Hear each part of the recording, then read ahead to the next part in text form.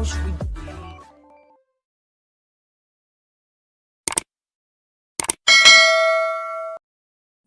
Hi guys, good morning.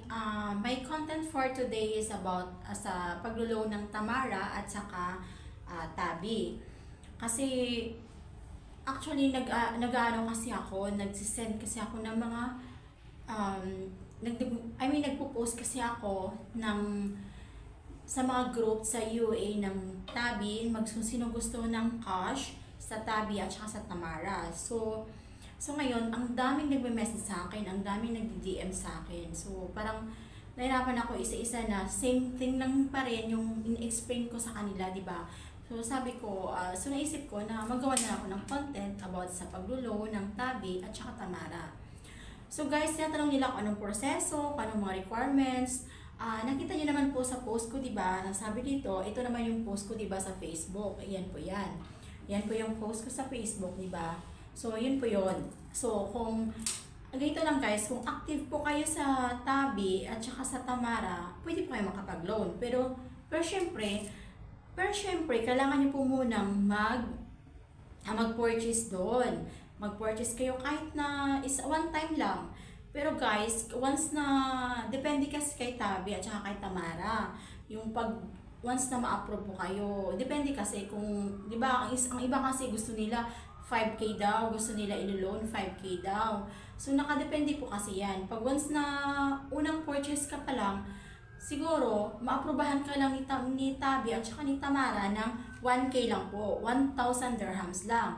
Pero pag once na marami ka na na-purchase sa Tabi at saka sa Tamara, guys, for sure, ang ma-approve sa'yo ni Tabi, 5,000 kaagad. Yes, once na good, yung maganda yung record mo sa kanila, good payer ka, ay i-approve po kayo kaagad ng 5,000. At siya nga pala, yung sa Tabi po, hanggang 10,000 po yung approval ng loan. Pero sa Tamara, 5,000 lang po. At saka, may nagtatanong sa akin kung saan yung opisina namin. Actually guys, yung opisina po namin nasa Sharjah po. Pero not necessary po siya na nag-o-office kami doon. Kasi nga po, yung business po namin is online, di ba? Online business siya. Kagaya sa Pilipinas. Like Lazada and Shopee. Yun po yun. Yun po yun ang business namin. So, ngayon, once na, o diba, gusto nyo, once na approve kami doon sa rules and regulation ng Tabi at saka sa side namin, so kung gusto nyo po mag-loan talaga, manghingi po kayo sa akin ng link. Ganito po yan, 5% po per month. For example, kumuha ka sa amin ng 1,000. So, 1,000, magiging 1,2 siya. So, yung monthly mo is 300. So, pero syempre, nasa roles ni Tabi at saka ni Tamara na kailangan nyo po mag-first payment, di ba? So, kailangan nyo po mag-first payment ng 300. Kasi split 4 po yan. Di ba? O, yung 1,000, magiging 1,2. So, i-divide mo siya sa 4. So, magiging 300 yung monthly mo. Kasi si Tabi at saka si Tamara, split 4 siya, di ba? So, yung monthly nyo po is 300. Mag-first payment po kayo niyan. Pero guys, marireceive nyo po is 1,000 dirhams.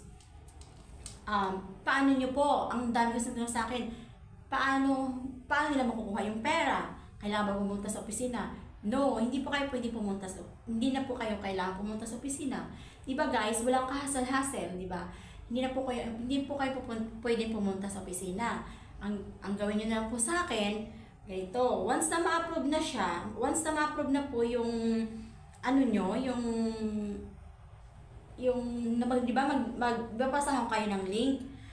Once na ma-approve na po siya, ganito po yan, di ba? Ganito siya. Mag-order lang kayo. Same lang din po. Ganito, hindi makikita, medyo kasi. Same lang din po. Kagaya lang din nag-order kayo sa Tabi at saka sa Tamara, yung parang, yung mga nagpo-purchase na kayo ng items, ganun din po. Add to cart nyo lang, di ba? So, once na ma-add to cart na siya, Wait lang ha. O, ganito po yung lalabas, di ba? Kagaya nito sa isang client ko po, kumuha siya sa akin ng 1.5. So, yung 1.5 niya is naging 1.8. So, ngayon, yung monthly niya po nung una, 897.36. Yan po yung monthly niya nung una. The next payment niya po is 300.88. Hanggang sa 4 payments niya po. Yan. So, ngayon, pero nare-receive po ng client ko is 1.5.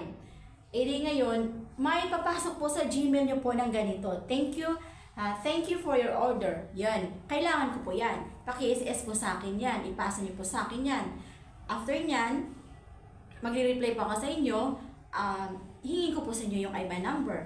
Yung bank details niyo po, di ba?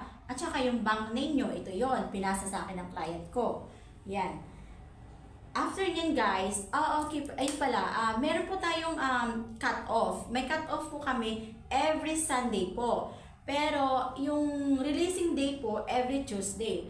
Every Tuesday siya. Dati, Monday at saka Wednesday po yung releasing namin. Sa isang linggo, 2 beses po. Pero kasi sa dami po kasi sumasali, sa dami po kasi nag-a-apply, so parang medyo kailangan na namin mag-schedule ng one time lang, sa isang linggo, isang beses lang.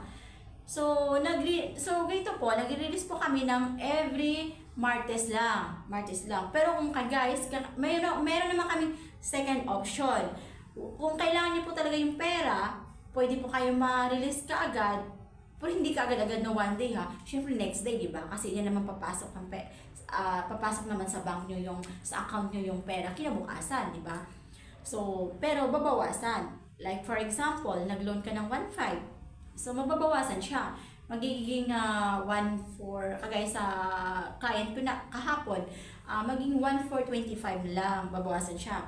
Like, example din naman, 1,000 mag-loan ka. Magbawasan na siya ng 100, maging 900. Kung urgent ha. Pero kung hindi naman, kung maantay nyo naman po yung next releasing, ay hindi po kayo babawasan yan. Full po yun makukuha nyo. At saka, hindi, doon na po tayo, di ba? Binigay nyo sa akin yung bank details nyo. Antayin nyo na po yung releasing day. Tapos nyan, guys, hindi po kayo sa akin makaloko na sabihin nyo sa akin na, hindi pa po namin natanggap. No, hindi po. Kasi, ipapasa po sa akin yung transaction ng nahulog sa account. Yan po yun. Yan po yung transaction. Ipapasa sa akin yan. So, may record po ako niyan. So, hindi pa kayo makakaloko sa akin. At saka, dami nagsasabi na scam daw. No guys, hindi po kami scam. 101% po is legit po kami. Ito po, yan po yung napapa-approve ko. 10 tao po napa-approve ko last month. Tapos, nito din, meron pa po. Pero, syempre, yan lang pinakita ko, di ba? Ayun. Sa totoo lang po, hindi po malaki yung percent na papatong po sa loan nyo. Maliit lang. Kaya siya naman kay isa, di ba? Sa isang online, mas malaki. So, yun, once na mag-loan kayo sa amin, kailangan maging good payer lang kayo. Kasi, pwede naman kayo makarenew ulit. Pag once na approve na po kayo, once na maka-loan na po kayo, makaka-renew po kayo ulit. I-message nyo lang po ako. Pag once, di-DM nyo lang po ako pag once na mag-renew po kayo ulit. Yun po yun guys. So, sana, sa loan po na ito, hindi po kami yung nagpapatubo talaga ng mataas. Gusto lang namin makatulong din, di ba? Kasi pare-pareho lang po tayong OFW. So, guys, yun. Kasi syempre, wala, yung family natin, di ba, wala namang inasahan, di tayo lang, di ba? So, ganun. Gusto din namin makatulong. At saka yung pinakamataas din namin, gusto niya makatulong. Isa din po siyang Pilipino. So, yun. Gusto niya rin makatulong. Kasi pareho lang po tayong OFW. At saka guys, hindi po kami scam. Kasi, mahirap kumita ng pera, di ba? At saka yung karma. Mas matindi yung babalik once na mangloko ka sa kapwa mo. Nga, okay na yung ikaw yung makatulong, wag ka lang mangloko, di ba? At saka, okay na yung ikaw lang masaktan, wag ka lang manakit ng kapwa mo. Char, may hugot lang. So, ganun po, legit po kami ha, hindi po talaga kami scam. So, guys, ang tabi po, hanggang 10,000 dirhams po, ang pwede namin i-loan sa inyo. Pero ang Tamara, hanggang 5,000 dirhams lang. At saka ganon, hanggang 4 splits lang. Pero kailangan may purchase kayo, mag-purchase kayo. Kasi pag once na hindi, nakadepende po kay Tabi at saka kay Tamara yung sa pag-loan mo. Kami, magbibigay lang po kami sa inyo ng link. Kasi, na yung pagbabayad mo sa kay Tabi at saka kay Tamara niyan. Kasi kami naka-connected na po kami kay Tabi at saka kay Tamara. O, ganun po yun guys. At saka hindi po kami scam. Ulit-ulitin ko po, ilang beses ko po ulitin, hindi po kami scam. Kasi nga, legit po talaga kami. Ito po, friends of advice lang po. Once po na maglo-loan kayo at saka yung pinaglulunan niyo po, nanghingi sa'yo ng pera. Wag po kayo magbigay ng ganyan. Kasi, pag once nahingi sa inyo ng pera, ang pinaglulunan nyo, scam po yan. Saan ka makakahanap na ganyan? Saan ka makaano na naglo-loan ka nga tapos hingi ka po ng pera? Pag ganun po, scam po yan. Wag po kayo gumaya sa kaibigan ko. Meron po ako isang kaibigan na nag-loan po siya. Siguro nag-loan siya ng mga 20,000 dirhams. Dito ha, sa UAE po ha. Alam mo ba, kabayan pa po yon. Hindi naman kasi lahat ng kabayan kagaya sa atin na maayos yung puso, di ba? Yung iba naman kasi mga balasuba. Sorry to say for that, right? Yun po, hiningi siya ng 5,000 something like 5,500. Kasi tapos after nun, after 1 hour daw, ihulog daw sa account niya yung 20,000. Ito naman kaibigan ko, syempre kailangan niya po ng pera kasi nga emergency, di ba? Kailangan niya. Kinagat. Hinulog yung 5,000 something doon sa account ng kabayan natin. After nun, nag-message yung kabayan na, hindi pa po kayo marilisan kasi nga nakasama po kayo sa cut-off next na. O ano yun? Diba? Di yun, na-scam siya. Kawawa siya. Umiyak siya ng umiyak. Na-scam talaga yung kaibigan ko.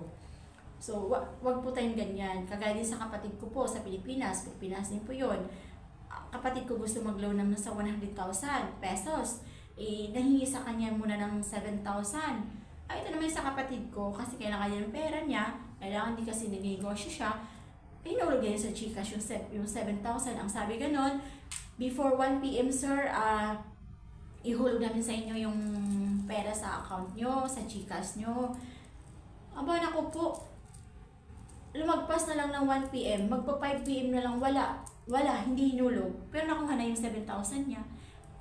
Nung tinawagan ng kapatid ko, kinontak ng kapatid ko yung number na yun, wala na, naka-block na siya. Ganun po yun. Pero sa amin guys, hindi po kami scam. 1% po, hindi po kami scam. Marami na po ako natulungan, at saka marami na po ako napa-upload. Yun po yun. At saka, sana makatulong po sa inyo. At saka, yun lang po. Thank you sa pakikinig sa vlog ko. At saka, yun.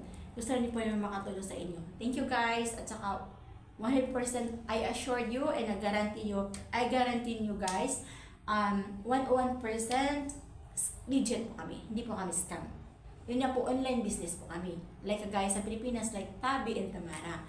At saka guys, thank you sa pakikinig at saka panonood. Please, paki-subscribe and like naman po sa YouTube channel ko. Thank you and God bless you. God bless you all. Thanks. Sana guys, naintindihan nyo po yung explanation ko about sa paglo-loan ng Tabi at saka Tamara. Yun lang po. Thank you so much. Please subscribe my YouTube channel and like po. Thank you and God bless us all.